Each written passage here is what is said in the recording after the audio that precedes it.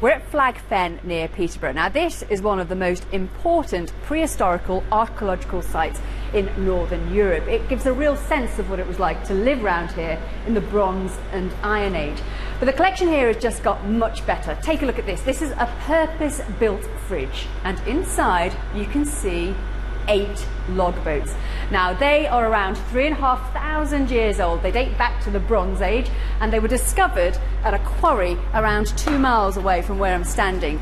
Now they've been brought here so that they can be preserved. Now this is going to be a project that takes sort of 3 to 5 years to bring these, well, not back to their former glory, but to bring them into some sort of condition that the public can appreciate. And I'm joined now by Ian and Kerry, who are part of the excavation and conservation team. Kerry, you were part of the archaeological dig. Tell us just how excited you were when you discovered these boats. Out of 10, probably about 11, I would say.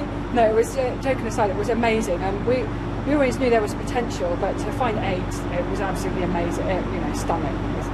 And what does it tell us about the people who were using these boats at the time? Well, I think it tells us that they were more sophisticated than people might think.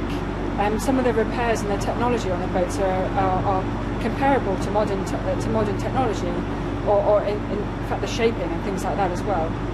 And their knowledge of the raw materials that they were using, the trees that they were selecting and how they were being worked is unfathomable, really. So. And you and the team have named these boats. Why have you decided to do that? Yeah, well, it wasn't sort of an intentional thing. They sort of came about on their own. So, for example, boat number 3 was surrounded by Vivianite, so we called her Vivian and things like that. But I think people were just working so closely to these boats, and I mean, boats always have names anyway, that we just found that they sort of came to us. Ian, talk us about the conservation. It's going to take a few years, isn't it? And you're going to use similar techniques that were used for the Mary Rose. That's right, yes. Going to spray them with polyethylene glycol wax, which is a water-soluble wax that will sort of slowly permeate into the wood and then act as a consolidant. Hopefully that will take about 2-3 years, and then we'll stop spraying and then just sort of slowly dry using the refrigerated air that we have in here at the moment, and that hopefully will sort of dry the boats very slowly and sort of prevent any sort of deformation and movement of the structures, and then hopefully done in say about 5 years' time.